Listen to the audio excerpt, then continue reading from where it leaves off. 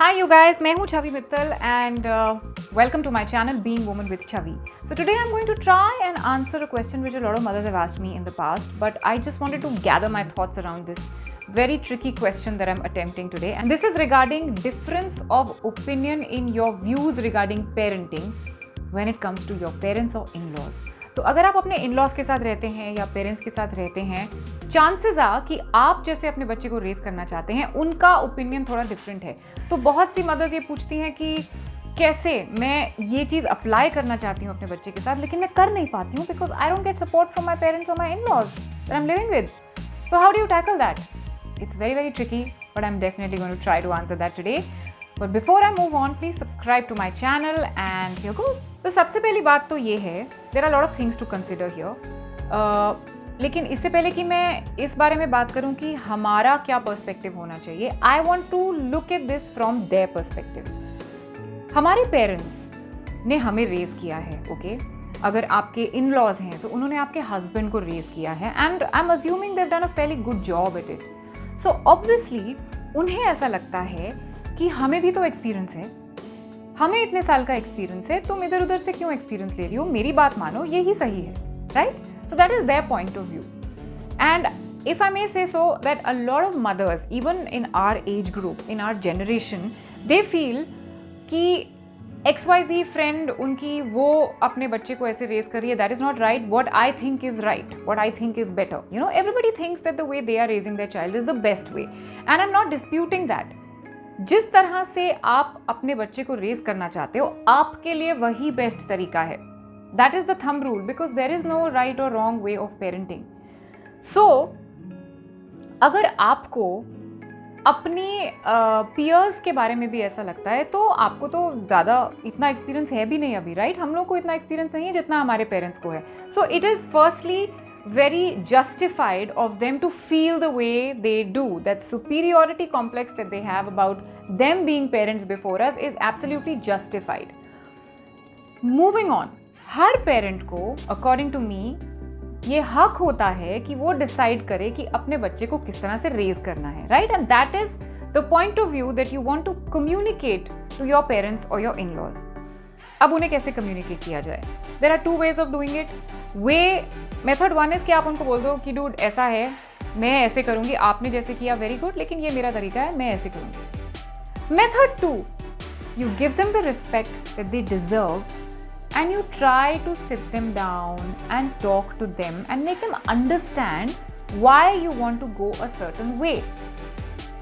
Very, very difficult choice, but definitely the better choice. क्योंकि हमें उनको offend नहीं करना है, हमें सिर्फ उनको gently ये समझाना है कि ये जो तरीका हम लोग अपना रहे हैं, maybe आजकल की generation के हिसाब से, आजकल की जैसी दुनिया है उसके हिसाब से this is a better way, and maybe because of the way my life is, because of the way maybe you're working, maybe you're not working, maybe you work from home, maybe you have a small business of your own, maybe you're on a salary, depending on your own condition, work situation and general life conditions, maybe this is the better way.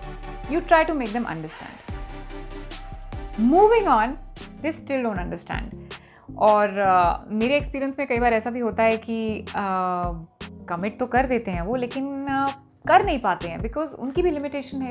उनको भी लगता है कि मैं जो कर रही हूँ वो गलत नहीं है, या मैं जो कर रहा हूँ वो गलत नहीं है, वो तो ठीक है, तो मैं चुपचाप कर देता हूँ, उसको पता नहीं चलेगा, राइट? ऐसा भी होता है.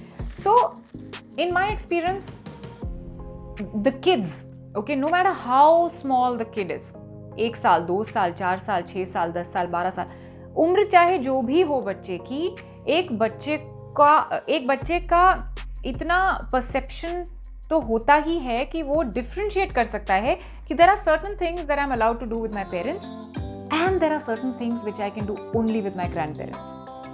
Do you remember when we were kids? मुझे याद है जब मैं नानी के घर जाती थी बचपन में, तो मैं लड्डू भी खाती थी, मुझे रोज़ रोज़ खीर मिलती थी, हलवा मिलता था, मैं चिप्स भी खाती थी. देयर वाज समथिंग कॉल्ड गुने जो मेरी नानी बनाती थी, full of sugar.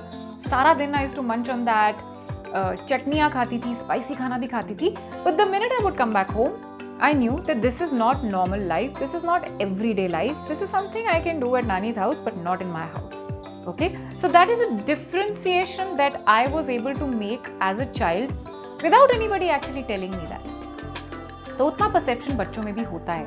Now look at us even today when we go on a vacation, when we go on holiday, हम लोग सारे वो पाप करते हैं जो हम नॉर्मल लाइफ में नहीं करते हैं. हम लोग जंक भी खाते हैं, हम लोग लेट उठते हैं, एक्सरसाइज भी नहीं करते हैं, सब कुछ करते हैं, राइट? लेकिन जैसे ही हम घर वापस आते हैं, लाइफ फिर से ट्रैक पे आ जाती है. हम अच्छे अपने सेम टाइम पे उठते हैं, ऑफिस जाते हैं, अपना काम करते हैं, सेम टाइम पे खाना खाते हैं, अच्छा खाना खाते हैं, हेल्दी खाने की कोशिश करते हैं, और हम लोग सेम टाइम पे सोते हैं, घर साफ करते हैं. We suddenly come back to all our responsibilities. Now that is the way a human beings body is trained from the beginning to differentiate between those few times that you can take certain liberties and the other times when this is normal life. तो अगर आपके in-laws या parents आपके बच्चे को pamper कर रहे हैं या spoil कर रहे हैं, trust me, your child is capable enough to differentiate between what is pampering and what is everyday life.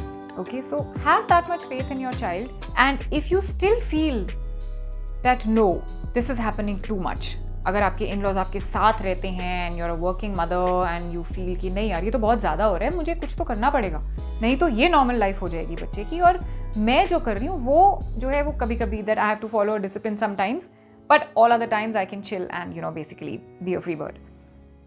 In that case I think you make an extra effort to spend a little extra time with your child in the mornings, office जाने से पहले.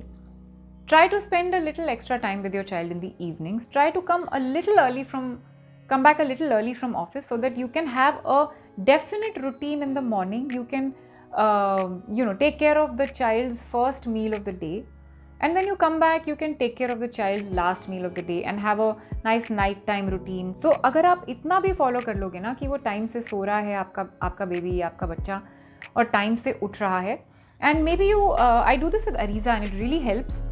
When I go to office, I give her certain assignments to do at home. I tell her, I'll give her a book. I'll tell her to read the book. She is just learning how to read. उसको बहुत अच्छी तरह पढ़ना आता नहीं है, तो मैं उसके लिए simple books मैंने ला के रखी हुई हैं. I tell her to read the book. Then I tell her to draw anything that stays in her mind related to that story that she just read.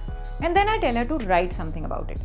So reading will take a lot of time, drawing will take her a lot of time, and writing will take her a lot of time. Plus her mind is occupied. So मुझे पता है कि morning routine is set. दिन में कम से कम 1-2 घंटे definitely, she's doing what I expect her to do. And शाम को I try to come back on time. And I have this very fixed routine with her. So maybe you can try to follow that. But I just want to say that हमारे जो parents हैं, in-laws हैं, they don't mean to be difficult for us. They only want to make life easier for us. और जैसे हमारी responsibility अपने बच्चों की तरफ है एज पेरेंट्स, वो भी तो रिस्पॉन्सिबल फील करते हैं as grandparents. So I think we should not take that right away from them and try to support them also in being the best grandparents that there can be, and take some things with a pinch of salt. I hope this helped you and I was able to answer some of your questions. Please like the video and share it, and don't forget to subscribe to my channel if you liked it, and come back next week for my next video. This is me signing out. Love and peace from me to you.